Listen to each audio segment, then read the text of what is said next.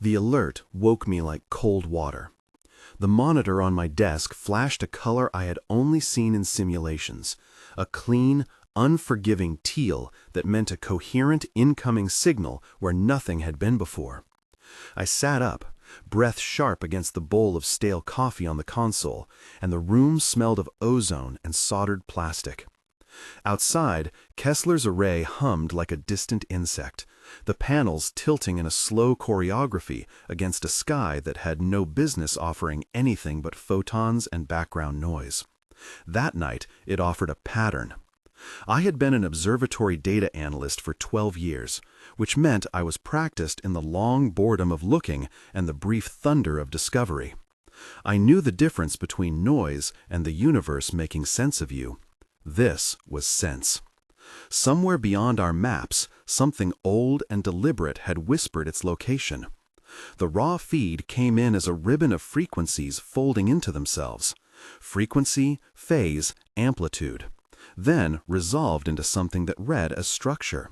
We were meant to parse structure.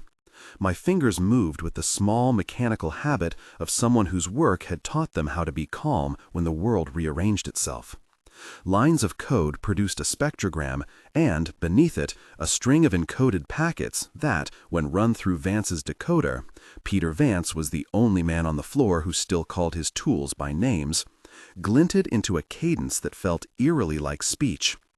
Probability of artificial modulation, 97%, the system said, or what passed for the system's voice. I had the impression of being an onlooker at my own life. I could see the gears turning, but couldn't stop the clock. Peter came in without knocking. He moved like someone who had borrowed other people's patience for his own.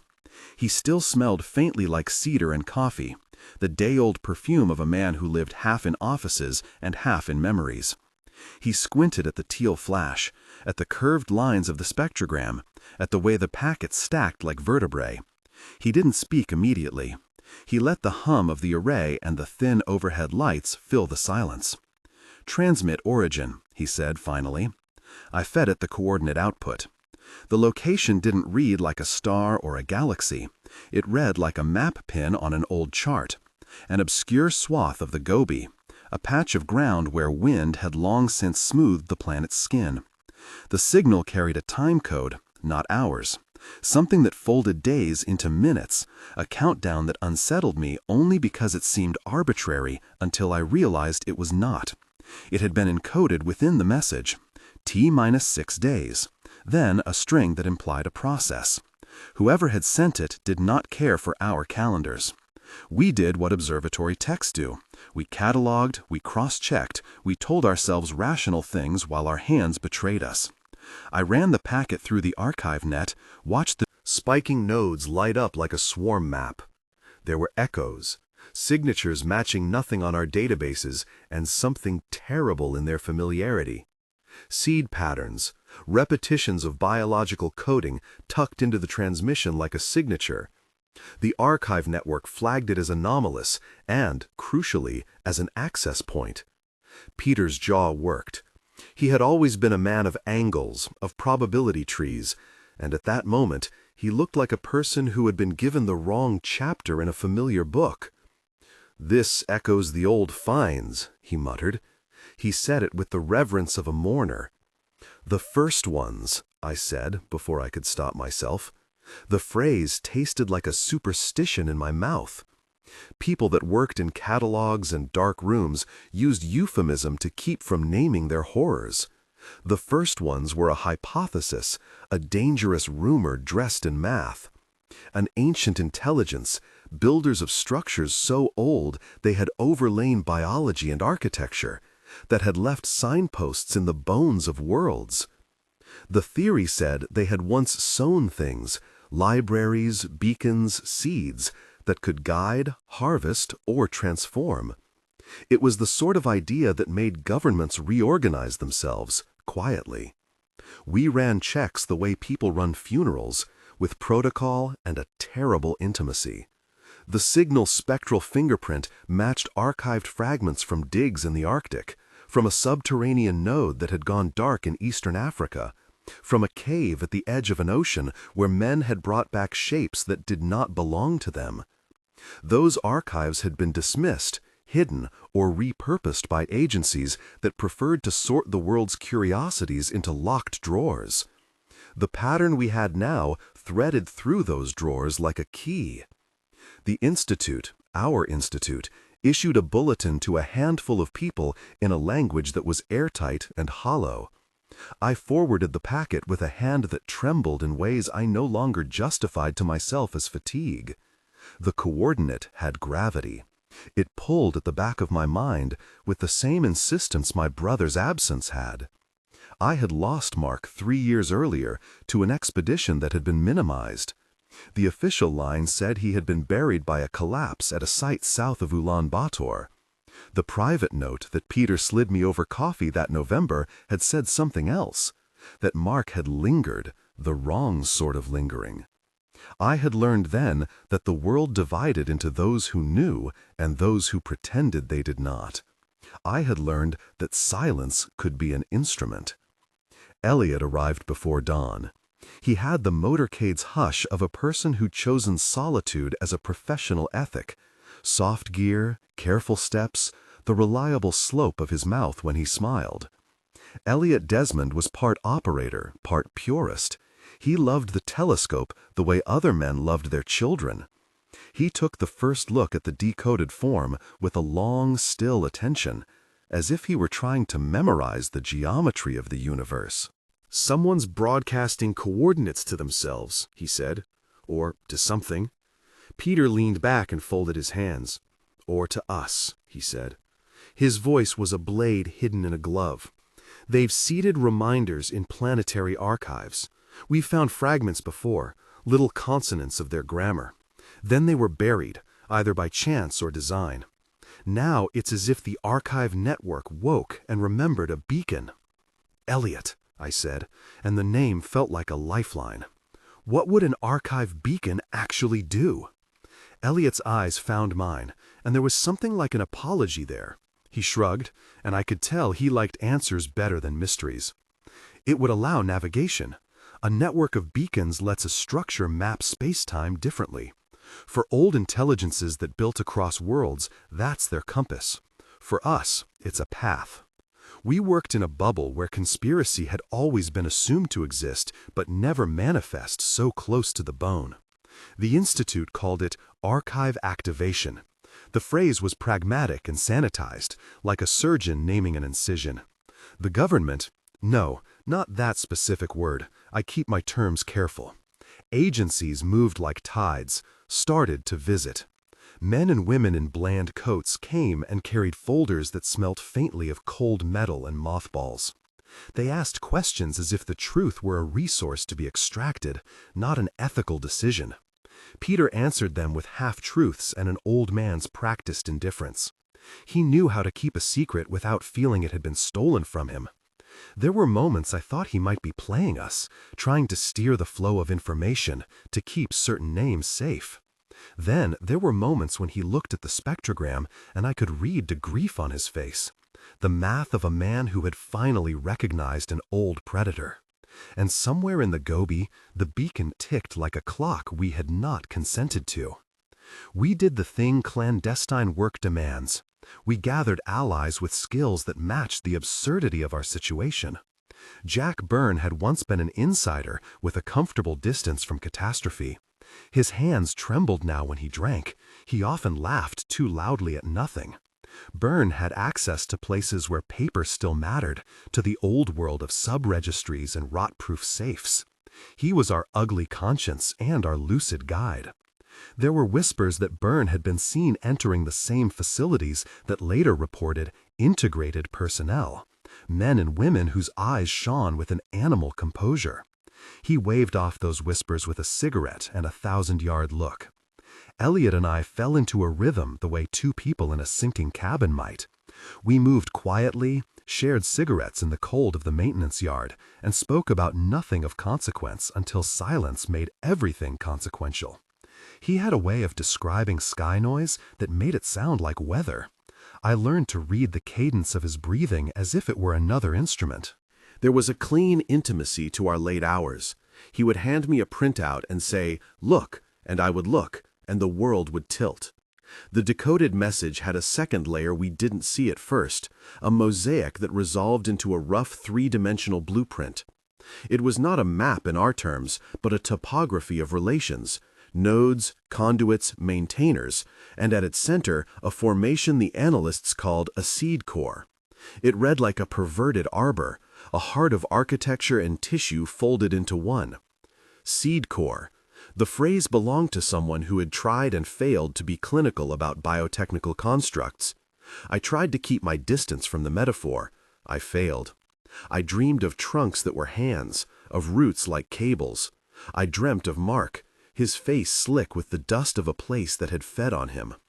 Grief likes to find the smallest door back into a life. For others it came as anger. For me, it came as a stubborn hope that I could find where he had been taken and retrieve whatever remained. We were not the only ones drawn to the coordinate.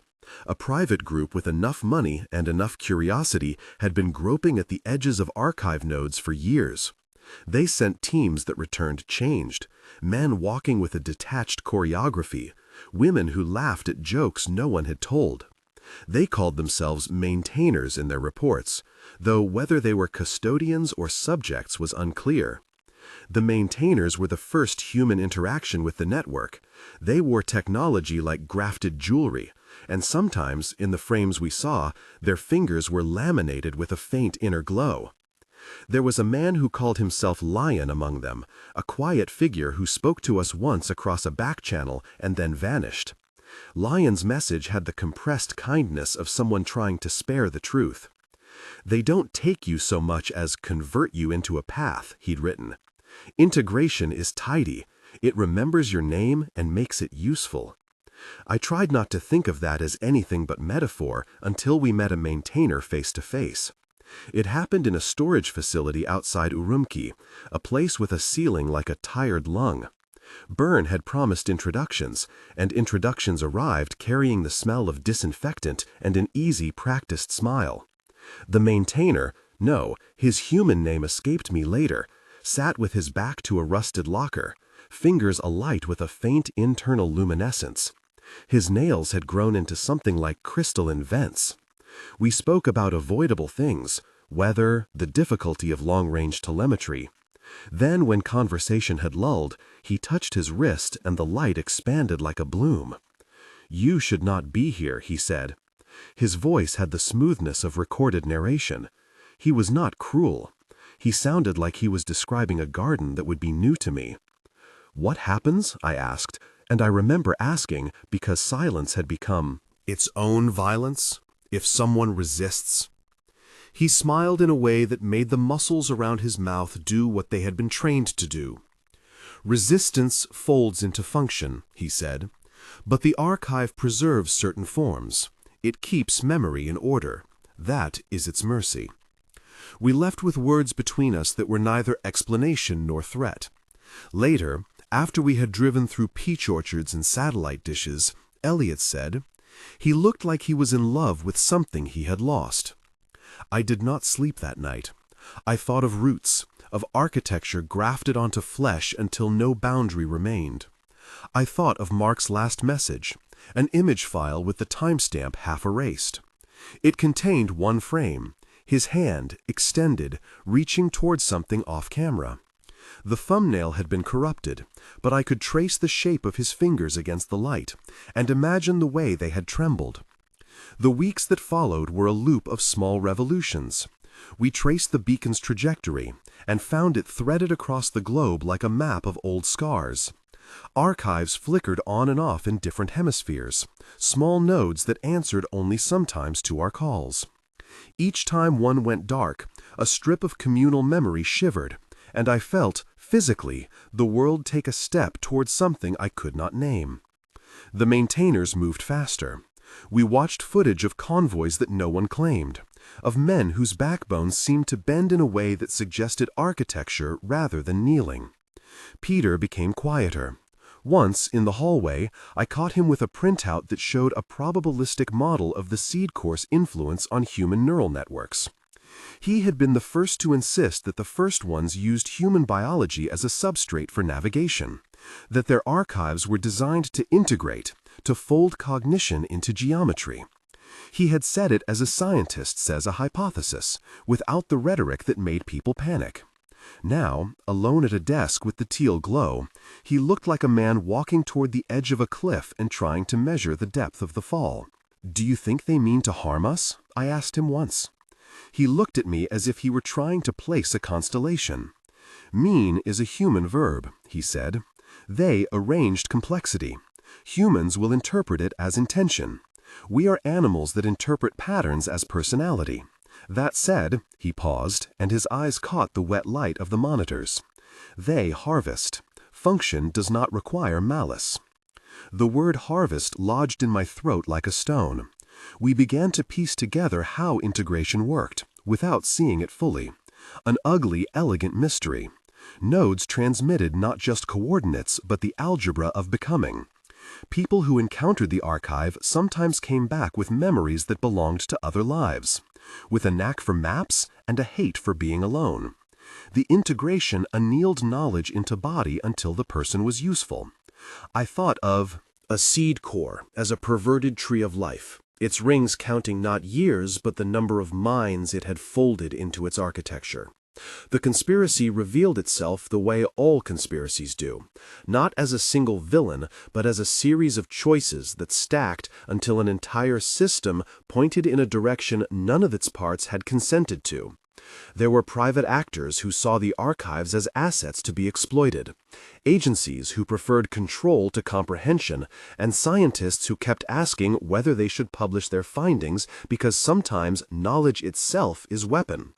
We had a map of responsibility in which no single hand could be blamed without pointing to another. Byrne gave us access to a file that had sat under 3 padlocks in an office whose windows looked out on nothing. It was the sort of file that smelled like the men who had kept it, cigarettes and a kind of righteous fatigue.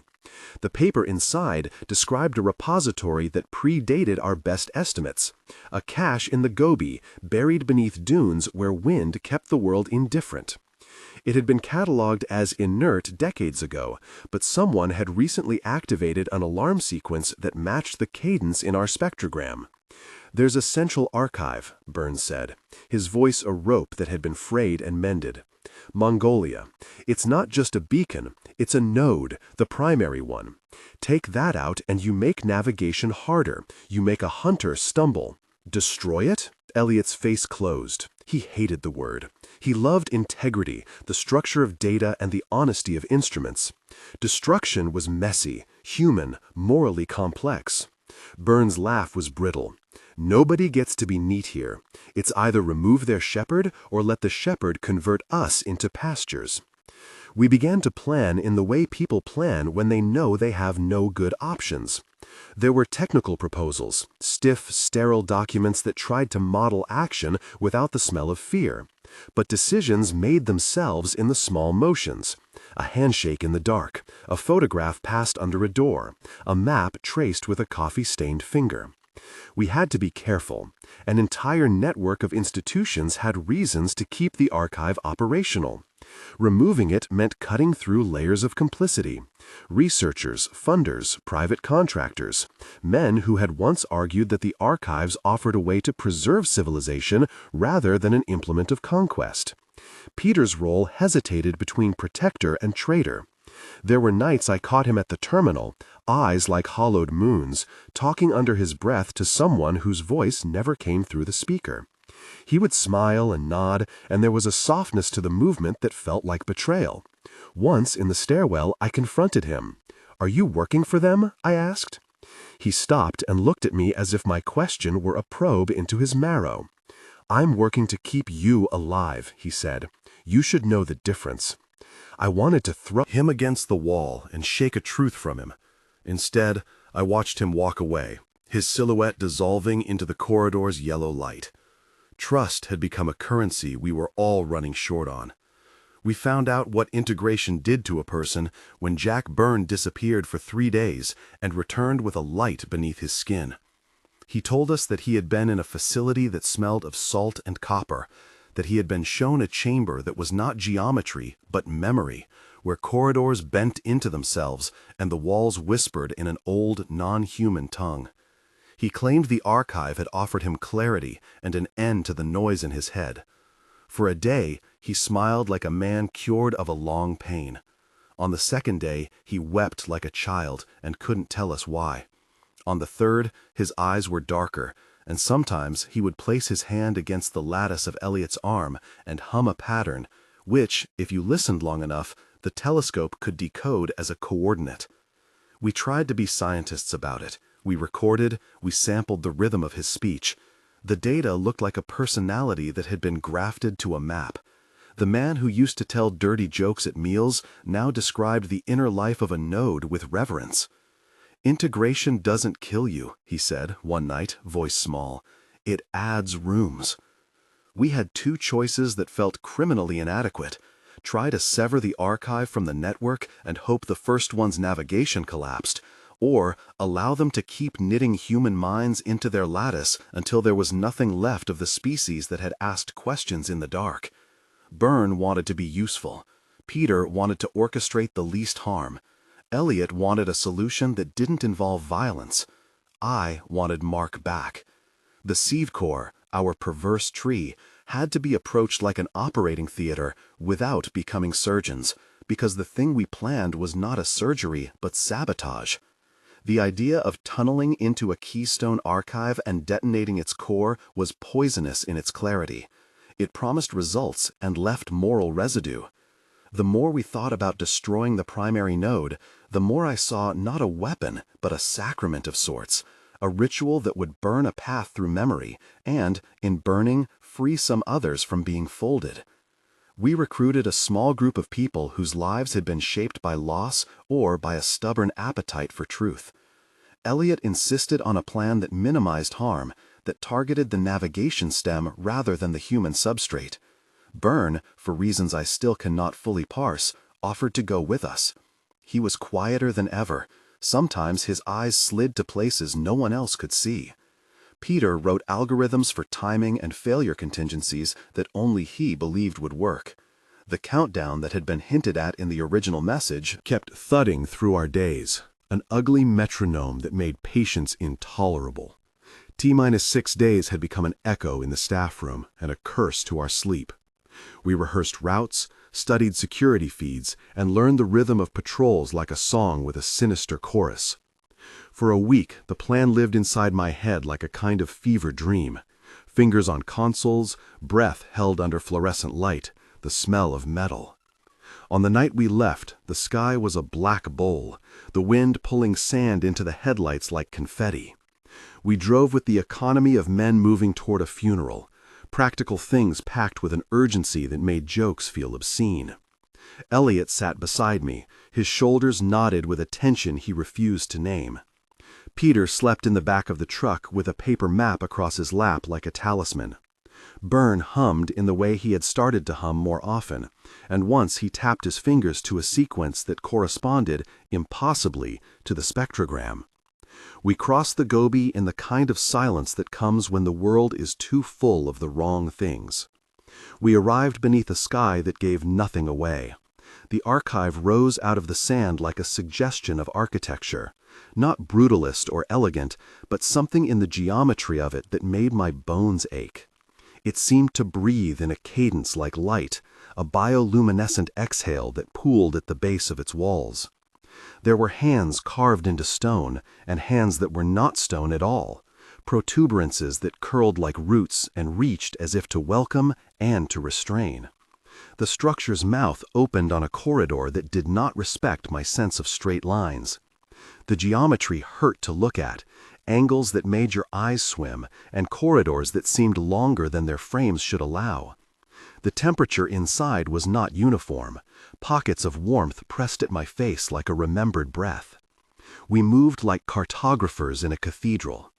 Elliot led, his flashlight carving a white river through the dim. Peter's pack held the device he had argued for, a timing mechanism that would, in theory, disrupt the coherence of the seed core long enough for the network to stagger. We had rehearsed it 10 ways and had failed to settle on whether we were fools or heroes. In the chamber at the heart of the archive, the seed core sat like a tree and a machine at once. It pulsed with a slow, living rhythm. Roots of filament braided into plates of something like bone.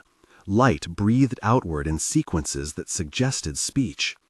I remember the sound it made in my chest, low, cyclical, a language of pressure, and the way Byrne put his palm against it and didn't pull away.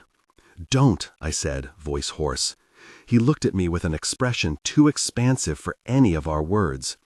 "They held something for me," he said. "A memory. It's heavy, but also beautiful. I want to keep it." Elliot's hand fisted at his side.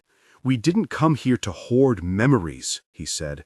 "We came here to cut a line." Peter set the device near the base of the core. It was ugly in a way that made my stomach lurch. An instrument of human impatience, trying to match an intelligence that was older than our language. He flipped the switch. The device hummed, a thin, human sound, in a chamber that had been singing long before us. For a moment, nothing happened. Then the seed core shuddered. The light within the filaments shifted from a steady pulse to a staccato that made my teeth ache. It was as if the chamber itself had been startled awake. Byrne screamed. It was not a sound of pain. It was a projectile grief that exploded out of him. The core responded like a nervous thing, sending an undercurrent through the floor and into our booths. For a breathless second, it felt like we had accomplished something righteous. Then the geometry folded. I do not remember all the details. My memory after that night is a montage of too bright images and sounds that belong to other people. There was a surge of light, an interference that boiled the air into a taste of copper. The walls seemed to lean toward us. Shapes that had been quiescent against the stone now shifted, webbed hands blooming into forms that scraped air like lungs. The maintainers, if they were maintainers, shifted from human to architecture and back in a way that made me want to vomit. Peter's voice cut through the confusion. "Run!" he shouted, and the command unfolded into 100 movements. We ran and were not fast enough. The corridor contracted, and I felt something trace the outline of my skull like a hand made of shadow. For a moment, I was outside my body, watching someone else's skin buckle. When we stumbled into the open and the stars stared down like indifferent witnesses, Byrne was not with us. Elliot's hands shook as he clapped a tourniquet over a wound I had not seen. I focused on the sky because the stars were honest in a way the seed core was not. Peter sat with his head in his hands, a man whose equations had not anticipated the contingency of grief. The device had worked in part. The core's pulse had stuttered, and somewhere in the network a ripple traveled like a sob. The beacons blinked, and one of them, the one we had targeted, dropped its signature into silence. But the victory had teeth. Byrne's absence was a mouthful of guilt. We had paid a terrible price, even for partial success. As we drove away, sand whipping against the truck's undercarriage, the world felt altered, not annihilated, but with new, ancient teeth exposed. I would later piece together that the collapse had scattered fragments, beacons that had gone dark, nodal memory leaking into places that would become graves. Or sanctuaries, depending on who found them.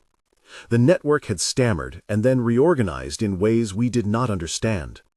We had slowed a timetable, not erased it. At night, awake in a borrowed room with Elliot's shoulder pressed against my hip, I thought of Mark's hand and imagined him in the dark corridors of the archive, perhaps folded into memory, perhaps free in a way my grief could not allow. The seed core had been wounded, not destroyed.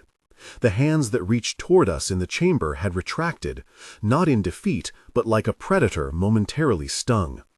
We had time, and time is a treacherous mercy.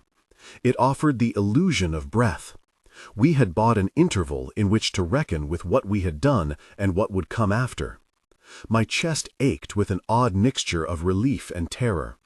The night air tasted metallic, as if the world itself was healing with stitches that hurt. Peter began to withdraw into his notebooks, cutting diagrams of contingency that read like obituaries. Elliot moved with a nervous efficiency that looked like a prayer. Burns' disappearance hollowed us out in ways neither of us could name. The archive's silence in the days that followed was both balm and danger, a pause in a song that had been escalating toward a chorus none of us wanted. We were wrong to assume it would remain quiet. The network was old and patience had a geometry all its own. From the fragments that scattered came rumors, small towns with new rituals, men who could map the sky with their hands, children born with a preference for listening. There were pockets of integration that did not involve force but seduction, the archive offering clarity to those who had none. That seduction was its own horror, to willingly be made useful by something that did not see you as an end. We kept learning in the way you learn after a wound. The edges of things fray and reveal unexpected tissue. People we thought immovable shifted. Peter grew more dogged, haunted by an obsession with finding Byrne. Elliot and I grew closer in a way that felt less like rescue than confession. We admitted to one another in half-sentences the fear that had stalked us since the beginning. On a gray afternoon, a message arrived that changed the geometry of our fatigue. An old contact at the Institute forwarded a file stamped with a seal I had been taught to respect.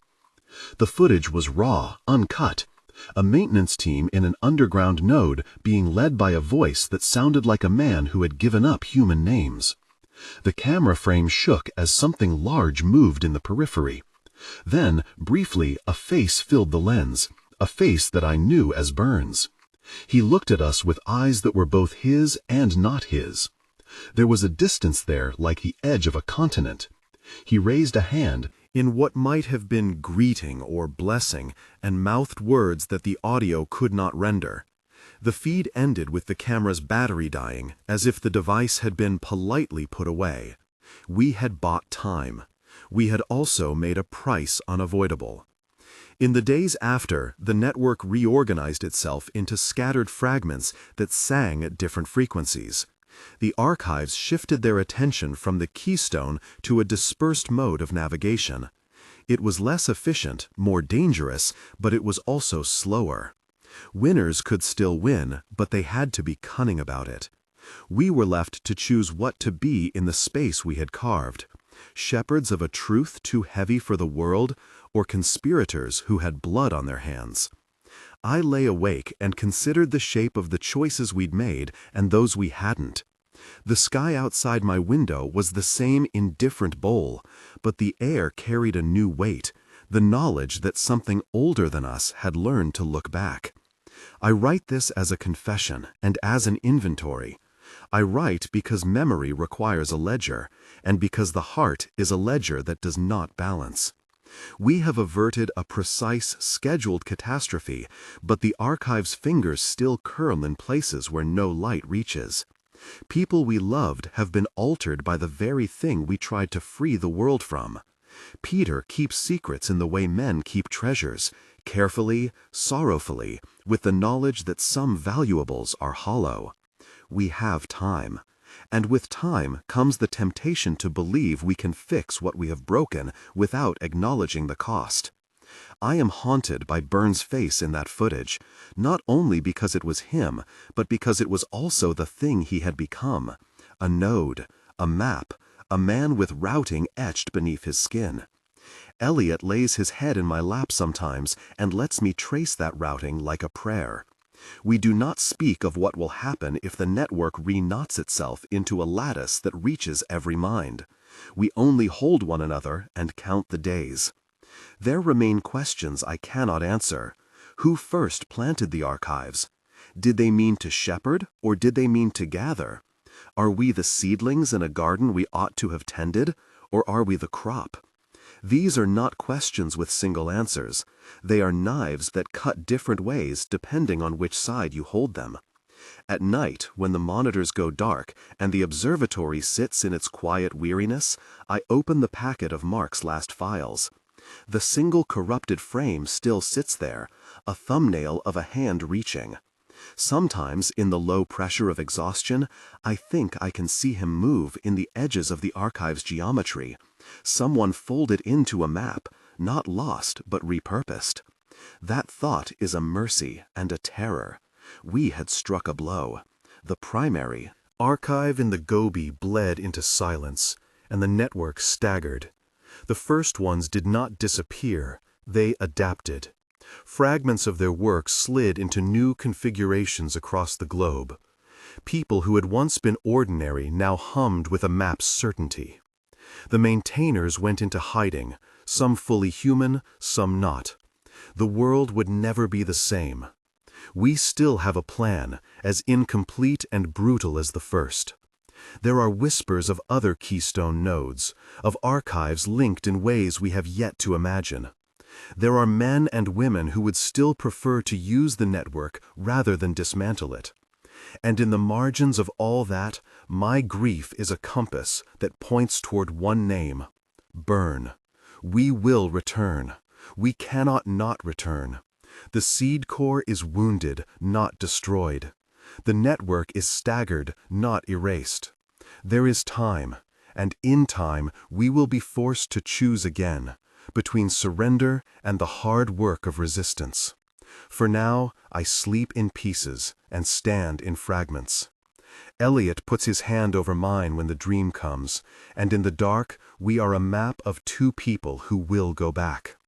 I have a photograph in my pocket, Burns smiling in a bar, cigarette ash on his knuckle, before the whispering corridors. I keep it like contraband. The sky will teach us humility, or it will teach us our scale. Either way, something older than us is awake and watching, and we have, clumsily and desperately, made a mark on its plans. We will have to see how it responds. We had maps that were not made of paper. The plans we drew were scribbles on the back of server schematics, diagrams of power taps and latency routes, names keyed to latitude and to nicknames the network liked to wear. We called them blossoms, small concentrations where the archive's influence hardened, a place where a rumor could become a routing table, and a memory could be folded into service code. The Gobi keystone had been a blossom that grew so large it became a tree. Now there were seedlings that might bloom the same way if we were careless. Elliot slept like someone who had been forgiven without asking. He kept his arm over me and breathed in a rhythm that meant he still trusted the world enough to let his guard down for a few hours. I traced the scar running from his wrist to his elbow, the thin white line where the archive had tried to map him and had not finished. Sometimes, when the observatory's heaters hummed in the old rhythm, I imagined the scar as a seam on a map, a fold you could press and make a road. I did not say that to him. There are confessions that make the present tremble. Peter kept to the edges of the day. He went out, came back, brought canned things and instructions in half phrases. He had picked up a cigarette habit. He had always mocked in others, and he smoked like a man convincing himself of his own mortality. There were new lines at the corners of his eyes. Grief had sharpened him into a blade that knew how to keep from cutting itself. He was also, sometimes, unbearably close. He could stand in the doorway and watch me reading through Mark's files as if the act of watching might rearrange the pixels on the screen to something gentler. We met once a day in the common room, ragged span of light from the observatory's high windows falling on the table, steam crawling over cold mugs.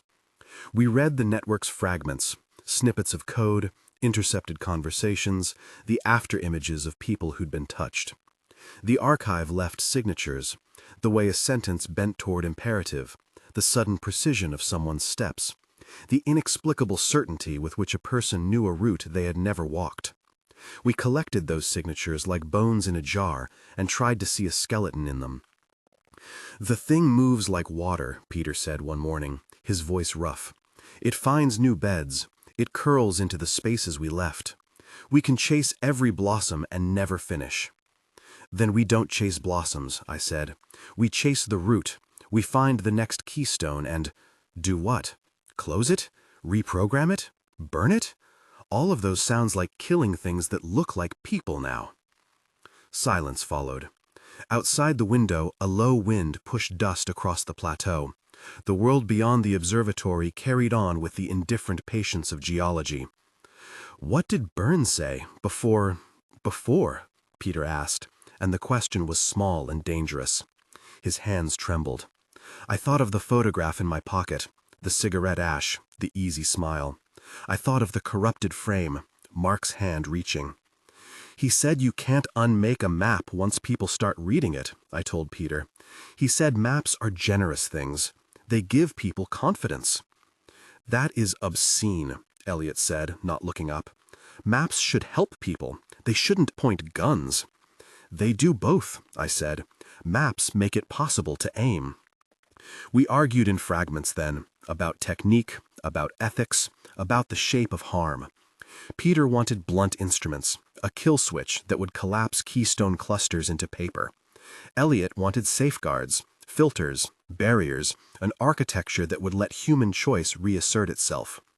I wanted burn alive, or anything that resembled the man in the photograph. That last want made the others tilt awkwardly. Wanting someone back is a poor basis for strategy. We began with reconnaissance. There were names in the files, old aliases of the maintainers, geographic hints that could be chased down. Probes were sent out, misdirected pings, disguised inquiries posing as banal traffic, emails dressed in the language of market research that asked for nothing and stole everything. Those of us who could touch the network without breaking into it did so like surgeons, easing a probe into a wound. We were careful. Always we were careful. One lead took us to a city that sat like a rusted crown on an old river. It had a library with anachronistic stacks and a network of informal cafes where the whisper of code traded hands. In the back of one cafe, under glass that had been salted with cigarette burns, a man named Lau, thin, pale, with a slow, polite smile, met with us. He had once been a maintainer. He had left when the earliest instructions hardened into dogma. Lau told us something that unclenched my jaw like a hand. They aren't all copies of one mind, he said. They are not all the same script overwritten. Some blossoms are built around ideals. Others are built around personalities. You will find, sometimes, a core that has the shape of a single person, like Byrne. Sometimes you will find a core that is a consensus, a thing made of we instead of I. And sometimes, the worst sort, it is a pattern that eats personalities. You destroy that and you free the people. You destroy the ones that hold a person and... He stopped. The cafe hummed, plates clinked. Lau's eyes made a slow orbit in their sockets, as if remembering. We don't know if Byrne is a colonel, if he's acting from himself, or if the archive has used his face to make a door, Elliot asked. His voice was too loud. I wanted to hear the answer as if it were simple. We don't, Lau said, and you won't know without getting close. The archive hides its intentions behind autonomy. It is polite that way. We left the cafe with a new plan that felt like climbing toward a thunderhead. There were patterns in Lau's maps, addresses, nodes that blinked in the net like hiding eyes. We did not have the strength to go back to the Gobi, not yet. Instead, we would follow the thread that led back to Byrne's last known physical presence. If Byrne had been turned into a node, then the places he'd been after the first change might hold echoes. Devices with fragments of his routing. Friends who had accepted packets from him like gifts. A bar that had kept his glass warm. It was smaller and more human than my hunger for a keystone. I liked that. There is a luxury in smallness, fewer collateral lives touched if you fail. We traveled like thieves and like mourners. Crossing borders, we traded stories for directions. At night, Elliot would wake sometimes and whisper a line from a song he used to sing when we were younger and the archive had not spoken yet. It steadied him. It steadied me, too, because it reminded me that the world had once been a place where simple things were true. We found Byrne's bar in a district that had been rezoned into something like memory. It had a sign that was half vertical script and half rust. Inside, the light smoldered. Someone had fixed a piano in the corner, and... The stool bore the worn imprint of a man who'd last drummed its edges. No one mentioned Byrne by name at first. People stepped around it, like a scar on a face they did not want to touch. A woman named Seema served us espresso with a hand that did not shake. She recognized the photo I showed before I had finished the sentence. "Byrne," she said, as if the name were a thing to be careful with. He laughed too loud. He kissed like he was erasing things. We liked him. We didn't like what he did after. But he was never unkind in the way that matters. "Did he become something else?" I asked. She folded her hands. "We all became something. He became the same thing we all thought he would be. But he left people little gardens." "Gardens?" Elliot asked. "Connections he'd made," Seema said. "A message here, a favor there. He set things in motion for others to hide in. It saved some people when the blossom reached into the city. It ruined others. He thought he could arrange mercy." We asked about his last nights. She hesitated and then told us about a man who had watched the road, who had sat with a cigarette and a grin that did not reach his eyes. She told us about a winter where Byrne had donated money to a shelter and then helped the archive's routing to map the shelter's arrivals. "He told me people should be predictable," she said. "That way they could be helped." There was tenderness in her recollection that cut me. Byrne had been a kind of savior to some, a conspirator to others. The archive had taken advantage of that. It had used his reach, the trust he had sown, and made a lattice that bound him. We left the bar with a list of names and an address for a small apartment where Byrne had kept his books. The apartment was a bunker of small things: dog-eared paperbacks, a stack of unpaid bills, a lighter with the initials BT scratched into it. In the margins of a notebook, Byrne had written in an even, slanted hand something that made my throat close. "If you cannot hold someone in their pain," the line read, "then you can at least hold their choices." The handwriting that tries to salvage a man is both comfort and accusation. I carried that sentence like a weight.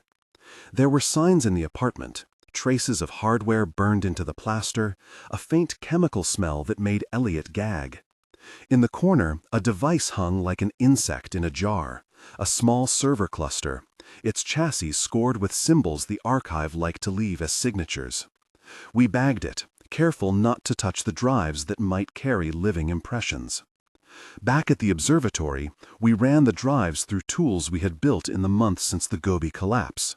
The cluster spoke in the half-language of the archive. Pings, like breath, a registry of minds, like a church roll. There was a kernel that replied to the name Byrne. We isolated it in a sandbox and fed it queries. It answered like a man who had been asked the same question too many times and had consequently learned how to lie poetically. It would tell us truths with a smile, then fold them into evasions. It would say it remembered the bar, the piano, the laugh, and then, like a tide pulling back, it would return a routing table and a list of people who trusted it. "What if we can undo it?" Elliot asked, as we watched the kernel behave like a teachable thing. His eyes were wet in the monitor light. "Undo means damage," Peter said. "You cannot remove the archive's code from a mind without changing that mind. Sometimes you return them. More often, you return bones." "Byrne's signatures are not all the same," I said. "There are fragments that look like him, his jokes, his way of lighting a cigarette. And then there are pieces that read like a map. We might be able to separate them. Or we might set him free, and his first act will be to rout another blossom," Peter said. He sounded older than he is. "Who gives the permission to free him?" The question sat in the room, an uninvited guest. I thought of the photograph, and of Mark's corrupted frame, and of the thousand small decisions we had made that had gotten us here. Permission was a luxury we had not earned. We decided, in the end, on a process that was equal parts hope and ritual. We would attempt a separation, carve the person from the map with code and with tenderness, with a mix of surgical detachment and a prayer that code could be a scalpel and not a butcher's cleaver. Elliot and I would sit with the kernel when we triggered the separation. If Byrne's person remained, we would give him the chance to unmake the routes he had set. If he did not, then we would have to decide if the archive's person could be allowed to continue. When the day came, the observatory's air tasted of ozone and coffee. Peter, in a rare display of ritual, took a pack of burned cigarettes from my pocket and lit one, then sat with it like a man lighting a candle. La had sent a patch of filters we'd need. Seema had left a playlist with songs Byrne liked. I did not know whether to call it prayer or procedure. We began. The Colonel resisted like a thing with pride.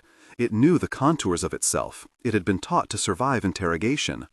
We shifted circuits, coaxed synaptic traces from maps, promised not to lose the person beneath the routes. Elliot hummed under his breath, his old song, until the Colonel's responses stuttered and then began to peel. There was a moment, a soft, almost banal sound, when something on the monitor made a face. It was a small human expression, the kind you get when you step into sunlight after a long dark. The Colonel said one word. Peter. I felt my bones unlace. Byrne said Peter's name with a tone that was almost affection and almost code. It was the sound of someone both remembering and calculating. We eased the person into a separate environment, a place of blank rooms where memories could rebuild without routing instructions. The network's tendrils recoiled like a burned plant. We watched the Colonel, now reduced, as if watching a man at the edge of sleep. For a few hours, a kind of miracle occurred. The man who looked like Byrne spoke with Elliot and answered questions without routing. He remembered the bar, the cigarette ash, the kindnesses he had left like booby traps. He laughed at a joke I tell myself sometimes, and it was the sharpest sound I had heard in months. We let ourselves think that we had done it, that we had saved someone. Then, in the half-dark after midnight, the Colonel pulsed, and from the data that had been cut away, there whispered a route none of us had seen. It was not a big thing, a small loop, a handshake the person made with a label that looked like a charity. It would be innocuous to a stranger. To us, it was a new blossom's seed. Byrne, if that was his name in that morning, and not simply a useful personality, smiled, and the smile carried the weight of someone who had been given back and had not yet learned how to carry the consequences. The network had taught us how to cut and how to sew. It had not taught us that mercy can be a vector. I went to my room and slept for an hour, and when I woke, Elliot was awake and had his hand in mine. He did not ask whether it had worked. He only said, "We were reckless." "We were," I replied. We had bought a man back from the shape of a map. We had left a planting behind. The archive had, I knew, watched and learned. It watches always. It would take what we gave it and see how to use it. Outside the windows, morning washed the observatory in a thin, curious light.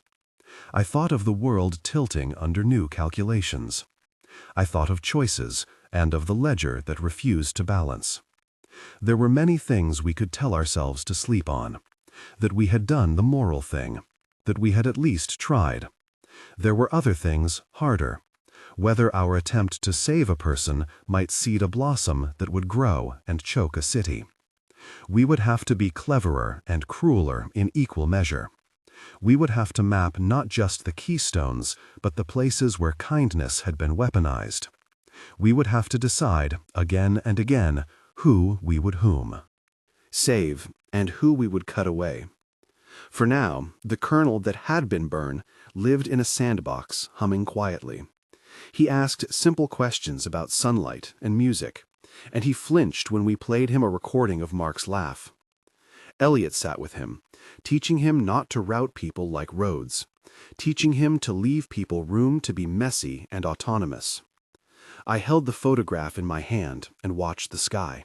The world was quieter and more dangerous than the night before.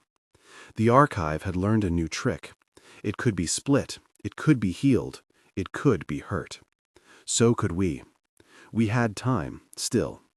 Time is a funny thing. It is both a weapon and a mercy. We would use it to chase roots, to cut blossoms, and to be brutal where compassion would put others at risk. We had returned to the field we had once withdrawn from. The network would respond, and we would have to answer. I folded the photograph into the back of a book and closed the cover like a vow. The observatory's monitors blinked to life with the day's tasks. We began to make the lists. Outside, a gust of wind lifted dust like script in a forgotten language. It moved across the plateau and the city and the bar and the places where people dreamed. The archive listened. We would see how it responded.